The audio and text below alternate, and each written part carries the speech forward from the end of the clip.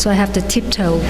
To give a proper introduction to Laurie Hawkinson and the work of her and her partner Henry Smith Miller, I think it would probably take the entire evening, so I would want to skip that because their work has spanned over almost 2 decades, actually, and it's been so widely published, acknowledged, celebrated, won so many awards. I just, I think that we're very, very lucky to have Laurie come back to SCI-Arc to give a lecture.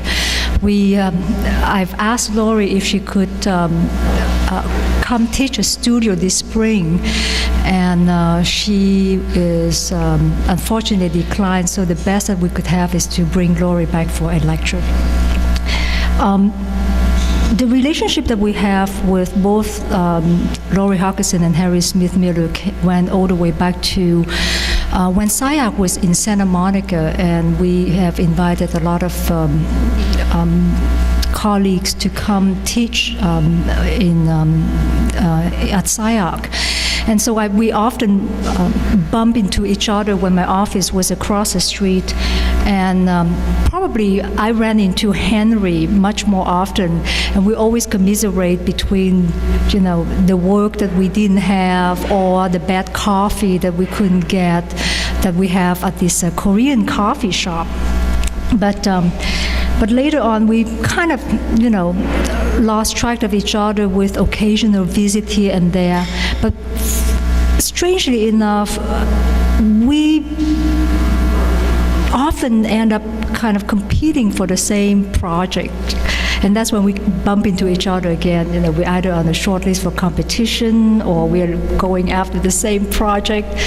And I always told Craig after we have the interview that if we didn't get the project, we would want them to get it, because we have a lot of things that we share in common in terms of looking at architecture, doing things, particularly when it comes to kind of the basic kind of ideology of making building. It's just to talk briefly about their work. I think both Laurie and Henry they really embrace this intense collaboration with all of the different entities, different disciplines. They like to work with artists, fabricators.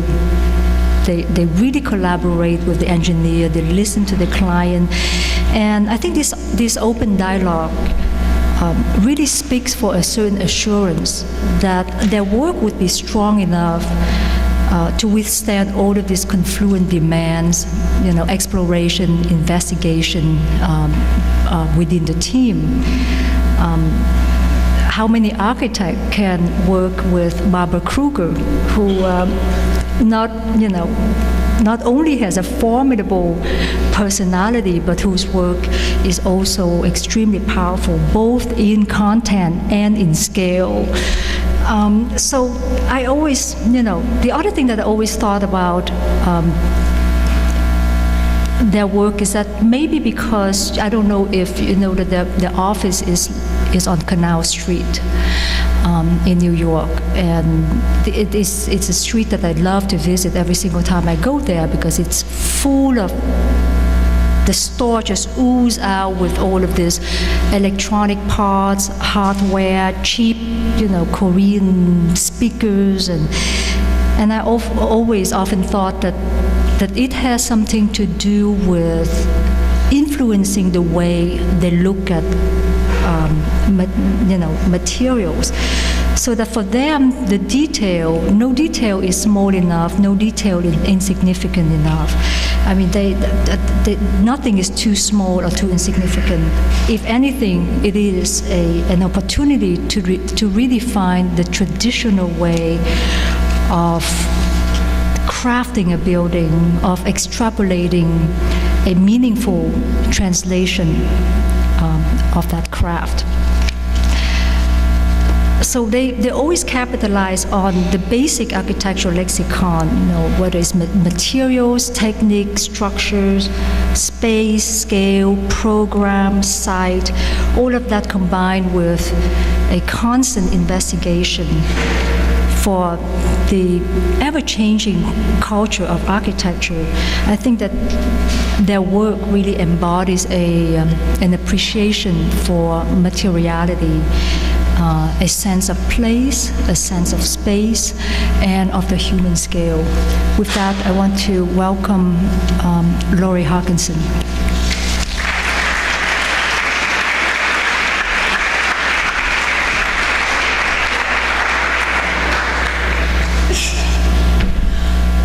Thank you, Ming, for that very generous introduction.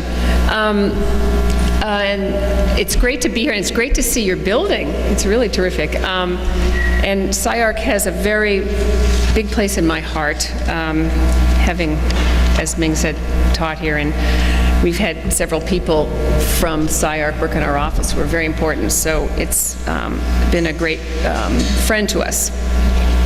The name of the talk tonight is From Object to Territory.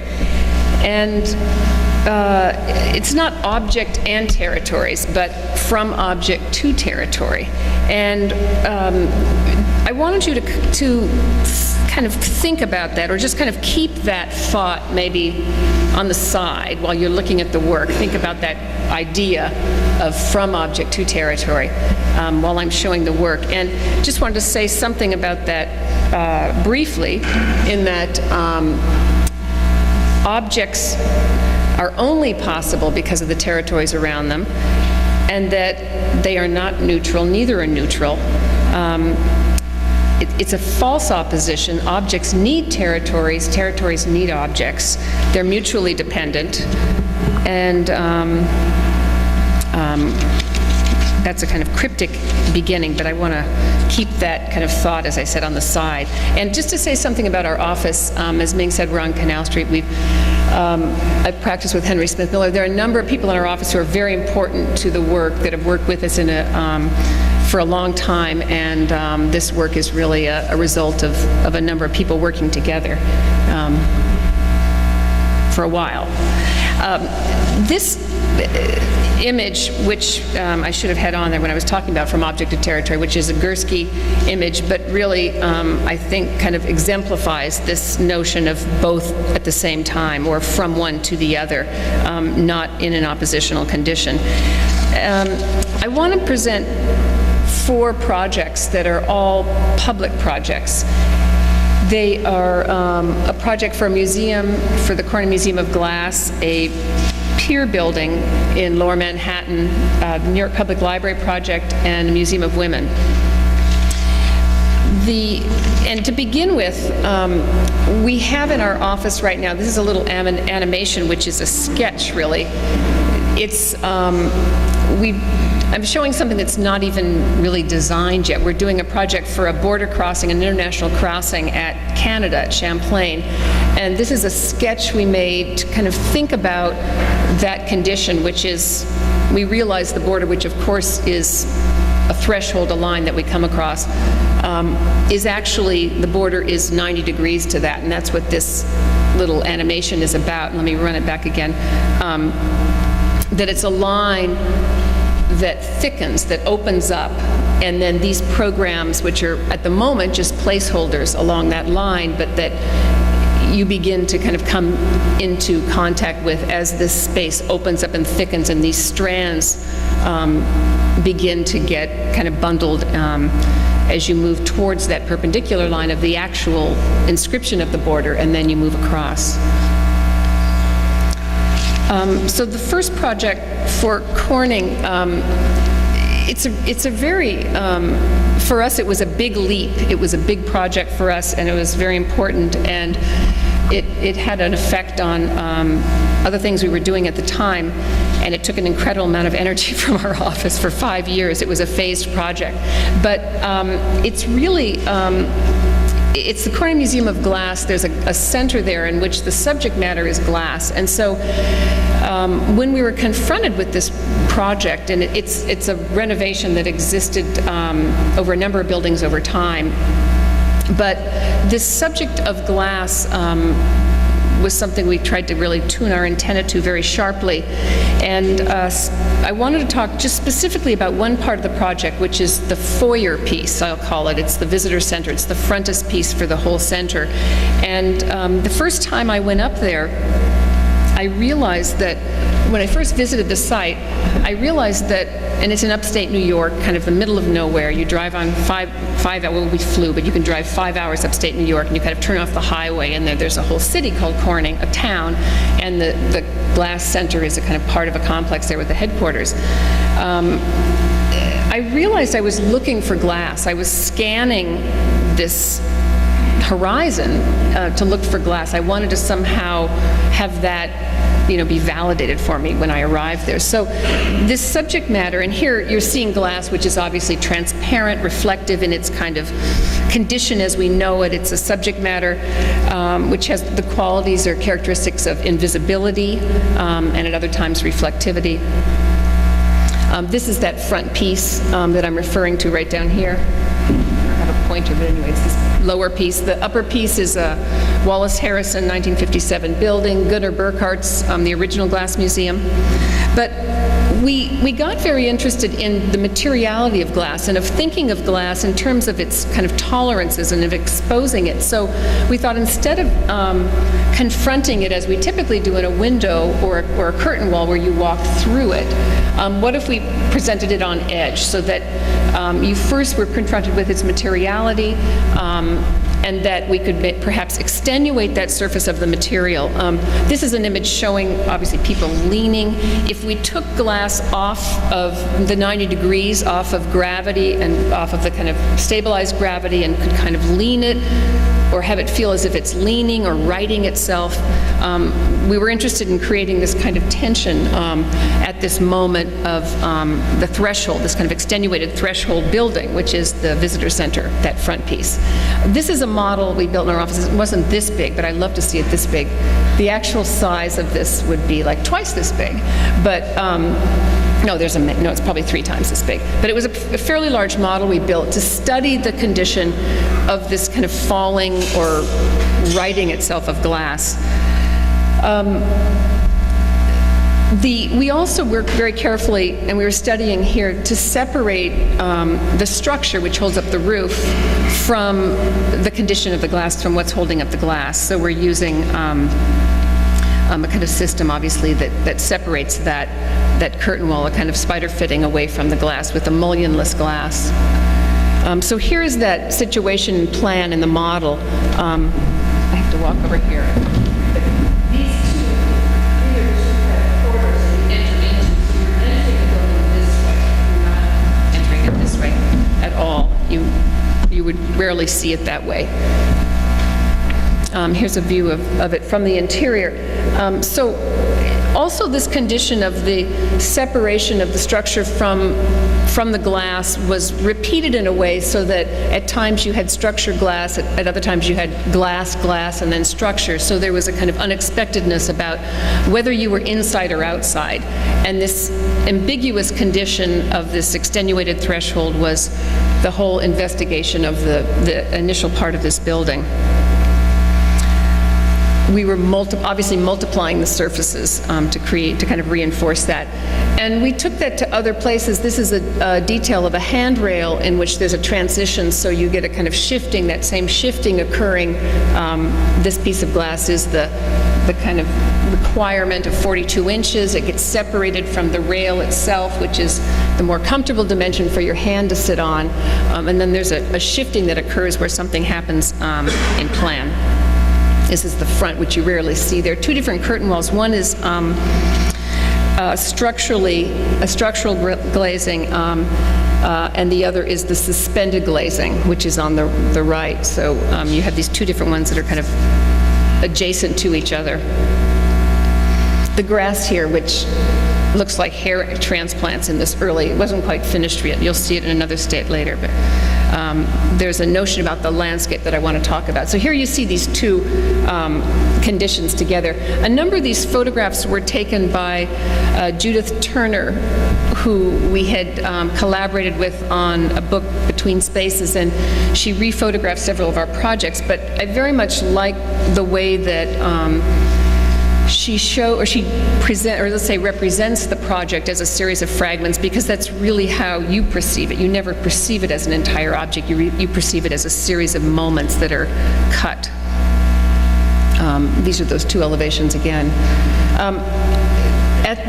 Oh, great, that's terrific. At the ramp, at this front ramp where you're coming along on the edge of the glass, obviously you kind of slip in down there, we worked with Nicholas Quinnell, landscape architect, who we've worked with on a number of projects, on this idea of bringing the sense of this rural landscape right up to the building, using natural grasses, and then allowing it to kind of fold underneath this over-ramp that we built that takes the bus to this kind of shuttle bus from parking on over into the town.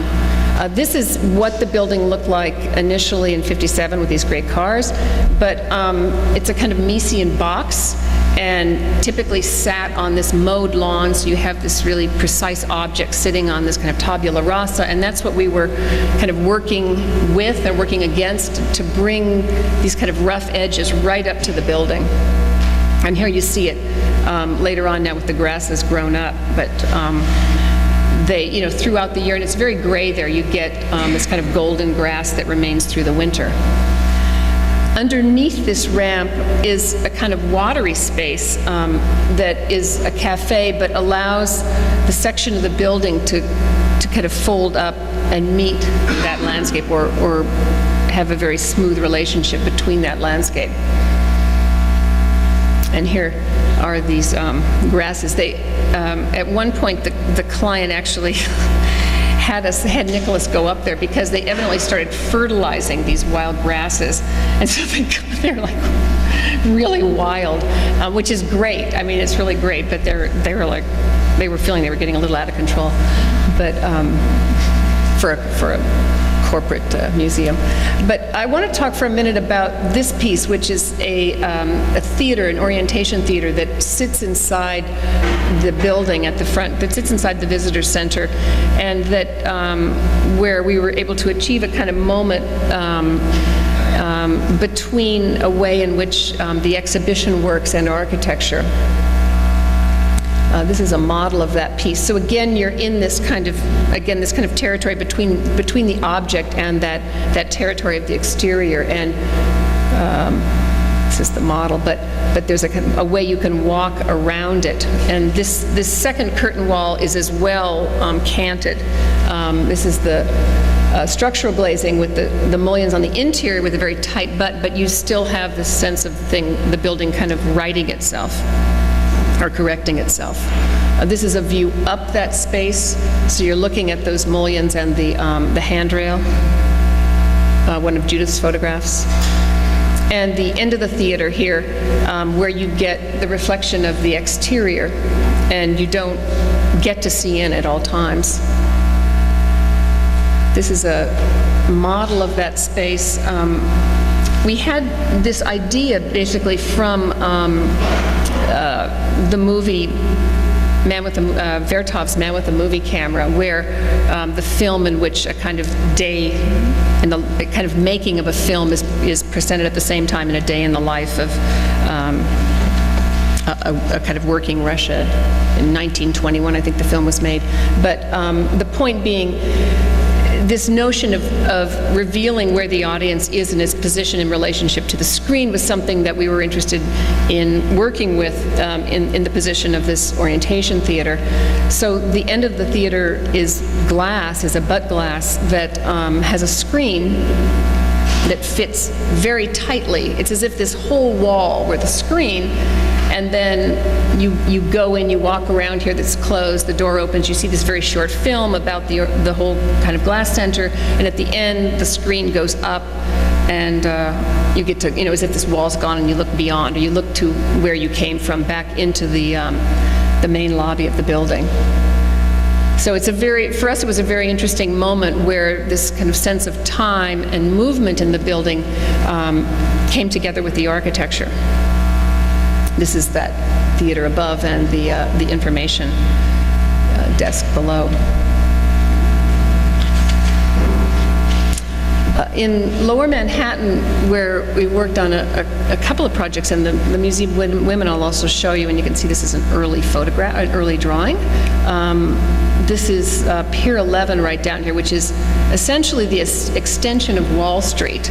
And then there's another site here for a ferry building at Battery Park City.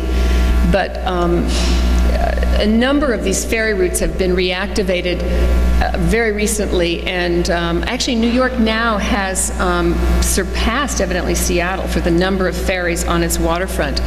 And this was the first little ferry building that was built in 50 years since the original large Staten Island ferry terminal at the south of Manhattan. But you can see it's right down here. Wall Street is here, Brooklyn over here.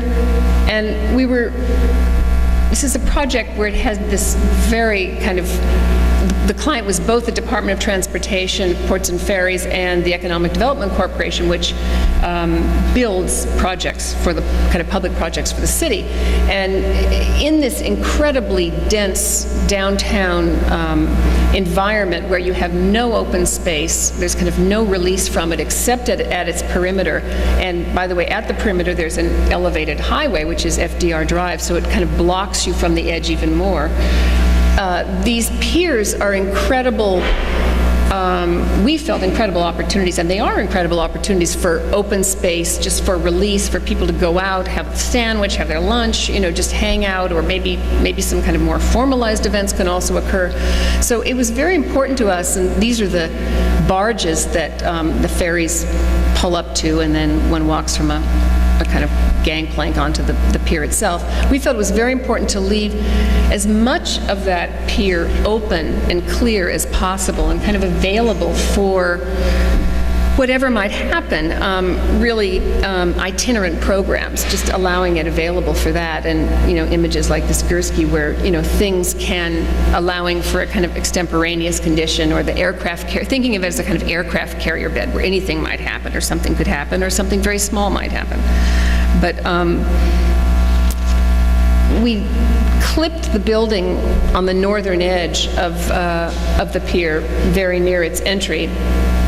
And it's a very small building. It's like 1,500 square feet. So, it's a third the size of this room. It's a peanut. It's really small. This is the project for Battery Park City. The Wall Street ferry building is on a pier, so it's bolted to the pier deck. This building is on a barge, so it was floated up to would be, if it were built, floated up to the edge of Battery Park City and kind of, plumbing attached and plugged in and hooked up. Here it sits, just kind of using this as a kind of footnote inserted in here, but the Esplanade at Battery Park City and this very low-lying building, which is really a horizontal facade, is pretty much the idea of this project, with a much smaller enclosure inside of it that has an envelope of enclosure. People in the buildings in Battery Park City, and we've talked to several of them, they actually could look down at the Hudson River and judge when their ferry is coming. They know just when to get up from their desk because they could see it, and then they'd walk down and kind of come to the ferry building. So we were interested in how this appeared from above. It's also very low so that it didn't block the views from the Esplanade and kept itself below the 7-foot tide of the Hudson River. But back to Pier 11. So this very small building that is essentially trying to be much bigger than it is. So a little building trying to be bigger than it is, and it has, its kind of main feature is this 48-foot long airplane hangar door that allows the entire side of the building to open up to the outside, to the out of doors. And a kind of oversized beam that's also much larger than it needs to be more of the scale of the pier than the scale of the building itself. On the north side of the building are letters that kind of anamorphically project themselves up over onto the edge. So when you're coming from the north from, say, LaGuardia Airport, and you can take a ferry from this pier to LaGuardia Airport, you can find this little peanut in the horizon, the kind of edge of Manhattan as it comes into view. And this is that kind of very thin membrane, and seeing how one of the things we were working very carefully on was to keep this relationship between inside and outside as kind of continuous as possible. At this point, and you can see this kind of large door that opens. And they can actually open it up a good part of the year from, April, May, depending on the weather. Not now, it's like 15 degrees right now. Not now, it's definitely closed right now. But it faces south, so it has a kind of certain solar advantages to it, and we didn't need to air condition the building. After September 11th, the building was incredibly well used, and there were like 10,000, since then there have been over 10,000 people using this pier daily, and this is, a shot where you can barely see the building, but the numbers of people that used it to get to Lower Manhattan, because you really couldn't get there except by water for a little while. A project which was also right after Corning, and was very important to us in that it was a competition which we did not win, but there were very critical aspects of it that became important in other projects, and I wanted to show it to you. This is the main library in Manhattan, the main public library on 42nd Street, 40th Street, Fifth Avenue is here. It's not a lending library. You can go in the library. I mean, it's incredible. There are amazing things, picture collection, all kinds of things in there, but you cannot check a book out of this building. The building that you check books out of is catty-corner to it, and it's over here, located in an old department store on 40th Street and Fifth Avenue. And this is the main circulating library for all of the libraries in Manhattan. Every book in the library system comes through this library, believe it or not. It's kind of wacky that they all have to come into Midtown, be processed, and then go out, but it's incredibly busy. And the library wanted to basically essentially double the size of the building. And this, the library, you have a great library here, but the library is an amazing institution. It's really like the public's living room. It's your public space that's inside, that you can go into. It belongs to you. You can sit there for as long as you want. You don't need anything to go in. You don't even have to show your ID. If you want to take a book out, you have to have a card and you leave. With, showing your card, you check your book out. But it's essentially for everyone, and we thought, it would be on this site, which has an incredible view, both of the library, the main library itself, of Bryant Park, which is behind it, and kind of looking up towards Midtown. It has this amazing diagonal view, if you can get up. And we thought it would be incredible if we could extend this public space into a vertical surface. Typically, I think one could say typically in Manhattan, the public private space is up high in the building, right? It's residential space, it's office space, it's private, but and we thought, what if you could actually bring the public up into that surface, and essentially thinking about the idea, if you can see it, you own it, looking out, having these incredible views as you kind of rest your eyes or take a break would be an incredible moment. So we cut this block is the site right here. We thought about maximizing that verticality by cutting the site on a diagonal and extending it up. Also, by doing that, the building doesn't cast a shadow on the city at all, because this is north. So we're essentially creating this vertical space that doesn't cast a shadow and has north light, which is very, very nice. Here is a model of, this is where the main library is, 40th Street and Fifth Avenue. And we were studying this condition of where, in this northern condition, where you could actually get natural light down into the building as a way of generating space in the building. So this is not a designed piece. This is actually, this yellow piece is where at certain times of day, that kind of maximum and minimum of where natural light would come, and it in fact would go all the way down. This is below, down into a basement space. It could extend all the way down. So we've mapped that here. And that piece became a kind of emptied out core in the building. It's completely empty, but it's light. And we developed it as a kind of a connection between this vertical space, this new piece, and the existing piece. This is it right here in section. This is that diagonal that comes down on Fifth Avenue, that piece that signals entry on Fifth Avenue. Here's that emptied out core that provided a shortcut back and forth across between these two sides of the building and the different levels of the library. Here the model's opened up and you can kind of see this, but it essentially, instead of moving back into a darkened elevator and going up and popping out and, you know, not exactly knowing where you are, except, well, maybe I'm on the 6th floor or the 11th floor, you can kind of zip along this edge of the building and across with stairs. Not that you'd want to go all the way up, but you can shortcut between that along that surface. And then this emptied out space is a kind of a reflective space, or a place to get, as I said, from one side to the other, a space inside the library, which is also maybe perhaps outside. Another view of that. And on the very top of the existing Constable building, we placed a reading room. A kind of drawing model collage that shows the relationship between the old library stacks and our new stacks. That reading room on the roof, and a view that you might have through that rooftop reading room up along that surface of the skin. And that skin was designed, we worked with Mahadev Raman, an amazing mechanical engineer from Arup's office, to think about this skin, this diagonal vertical public space, as a kind of smart skin that was 2 layers of glass in which we would exhaust air. So when you touched it, it would feel the same temperature of the room. It wouldn't feel cold like most glass. And so we use it as a kind of working space. This is a little animation, which is also a sketch, but a way we think about the building.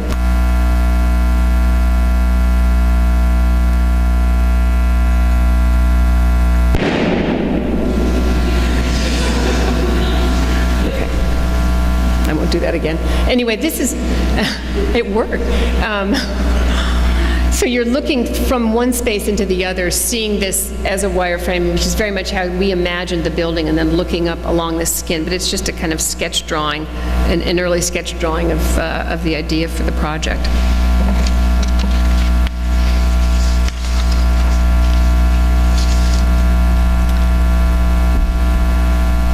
The last project I'd like to show here is a competition which we won for a Museum of Women in downtown Manhattan. Also, I think I pointed it out. I'll show you again where it's located, but it's down in Battery Park City, and it's a project we collaborated with Catherine Ingraham, who's a theorist and writer, and just to say something kind of briefly about that, Henry, my partner, saw this little ad in the newspaper. So this little ad, he's always reading, you find the fine print everywhere, and he sees this little ad. It says, send, RFP for Museum of Women, Lower Manhattan. And at first I thought, why do we need this? Do we need, do we really need this Museum of Women? It's a kind of way of, ghettoizing. They're going to take care of women and then never think about them again. And, I don't know if we want to get involved in this. And anyway, we've been thinking about it more and more. And I was talking to Catherine about it, and then we thought, well, it's an interesting thing to think about. I mean, why shouldn't we think about it? Let's think about it. So we got to thinking about it, and we decided to make a stab at it. And the group, they really had a very, very loose program initially. It was incredibly loose. And and they had no idea about the exhibitions or whatever, but it's a museum really about issues, I'll say that much right now. But in order for us to start to, I guess, approach the problem, we started to make a number of diagrams, of which this is one, where we took just really two-dimensional information and made it visual. And that's what these diagrams are. In this case, we took the occurrence of the word woman in the Oxford English Dictionary, as you can see, starting like at 900, and it's, when it occurred, essentially, and this is quite general, and then when it starts to relate to other terms, libertine, suffrage, and then it kind of, in the 60s and 70s, it starts kind of branching out and occupying more space, essentially occupying more space, requiring more space, requiring more territory. We did a similar operation with, women's education, initially women's colleges, women, start to be able to attend men's colleges, blah, blah, blah, and you get this kind of occupation of space anyway, visually in this representation. And for us, it was a way of starting to think about the project in terms of this accumulation of information that had never really been put together in one place before, and that's what one of the tasks that this museum would be doing. Here's the same thing for women in the military. I'm going to read a little something about this, about some of these first diagrams. This is also women in the workforce, from 1980 to the present. Our approach had been structured around the idea that women's history and experience cannot simply be displayed as if nothing had happened. What happened is that we didn't know until relatively recently that women's history was possible. History before that moment, almost by definition, did not include the account of women's lives. In our building proposal for the Museum of Women, we tried to use every opportunity available to us to establish a material ground for this women's history. And so that's what this whole notion was this establishing of the material ground. And the building attempts to argue a case and establish the evidence for this history. But the interesting discovery has been that women's history, as we know all along, which is so rich and varied, obviously, so completely human that everything is possible: the serious, the funny, the trivial detail, the profound idea. So the building also tries to touch different nerves in women's history and experience, making it perhaps more accurate to speak of a plurality of histories and a plurality of experiences. Another aspect of the site was, and here it is, downtown, Battery Park. WTC is right up here, about a half mile away. It has this incredible site which has an opening to Battery Park, and from the site we realized we could see the Statue of Liberty, and we thought what if the statue, what if she could turn and look over her left shoulder, because she looks out to Europe right now, right? What if she could turn and look over her left shoulder? What could she see of us, and what could we see of her? So, like the library project, which I mentioned that had informed, we were doing at a kind of similar time, we started to model, and this is obviously exploded up. This is the buildable envelope. We're working in Battery Park City, where we have a very precise buildable envelope that we had to build within. There's this field in which, if she could see us and we could see her, that's the space in that buildable envelope that would be available for view. So that was a kind of second notion about the building. And here's from a kind of third floor area, edge of the building, this view of the statue.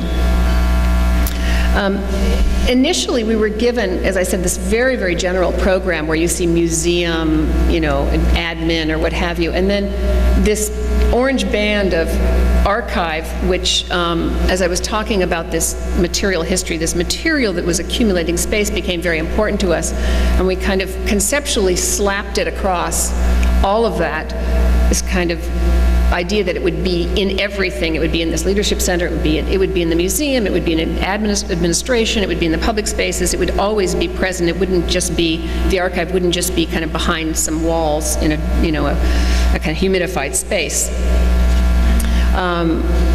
So this is a kind of section showing how it travels around the building.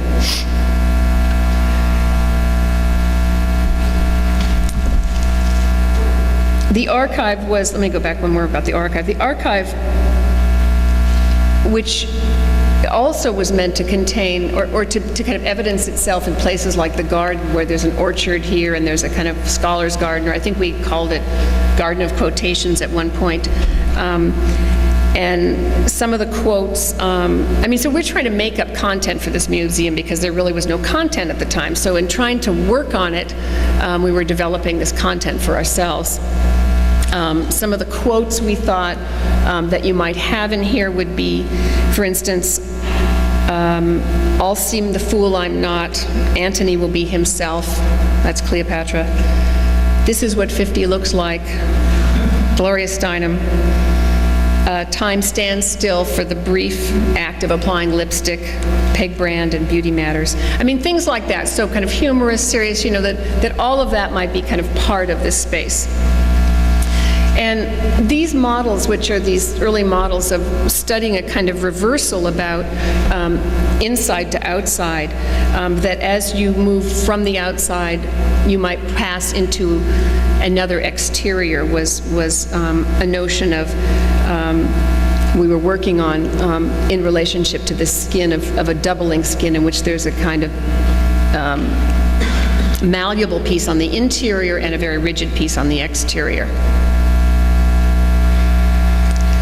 So, and again, thinking about Corning, we were interested in a kind of ambiguity about inside and outside, in having spaces between the two skins that would be kind of both. Sometimes they would be clearly inside, sometimes they're in a kind of in-between condition.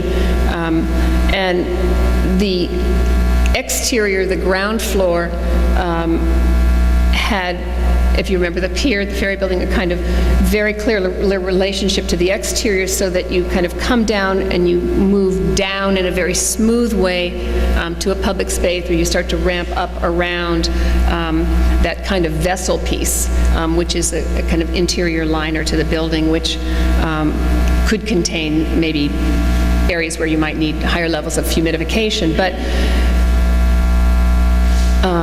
here's some views kind of looking up from the lobby back up into that garden space. And we were really working really hard on trying to keep very few columns on that lower level.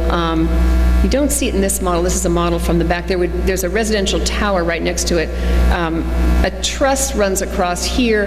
There are two cores that essentially allow that whole kind of belly piece to hang.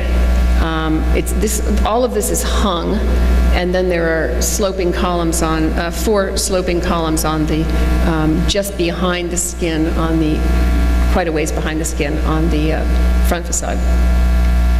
But this devil layer was quite important to us in terms of this exchange between inside and outside, and this notion that we could kind of open up what was inside the building to the exterior.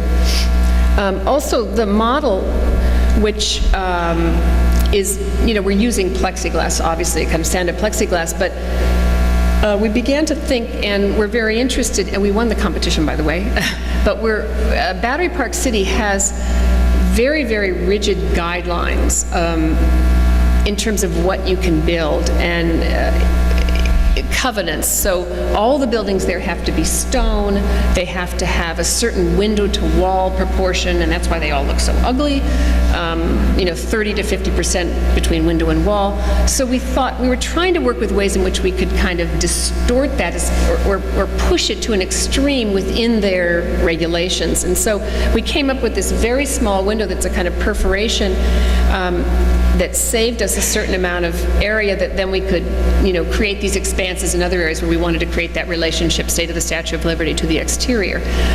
Also, we're interested in, one of the things we're pursuing is that this skin rather than being stone, because stone often is just attached to a kind of composite, right? To a kind of corrugated, you have a quarter inch of something that's just laminated to a honeycomb. And that's a curtain wall. That's a stone curtain wall. So why do we need the stone? Why couldn't we use something else on that exterior, on the exterior of the honeycomb? So that's one of the things we're pursuing right now. The letters would be in the material themselves, so there'd be kind of a slight, they're not attached to it, but they're kind of part of the material itself. Finally, there's this piece, we were kind of getting into actually thinking about how the exhibition would work, but at the front of the building, or say in that lobby, we began to imagine that there might be a table, that there might be a very large table that would be kind of the architecture, but also a kind of object, but also of that territory. So what about the table? What about this table, which is oversized, is kind of too big in the lobby, that kind of comes out and confronts you? The table, we thought, could be virtual, and it also could be real. Of course, it is real. It's floating, but it could be sighted.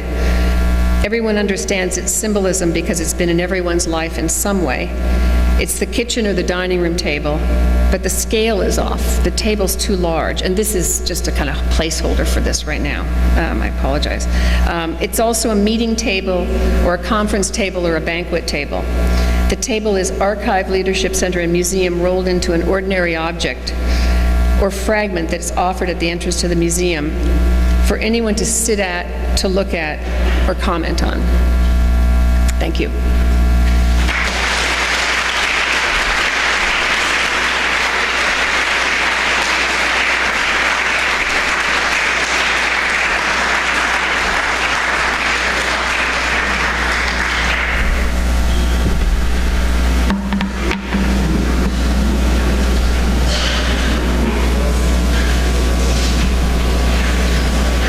Take questions? We can let people escape. I'm happy to take questions if anybody wants to ask questions. I'm happy to take questions if anybody has questions, or people just want to escape, that's fine. Yeah.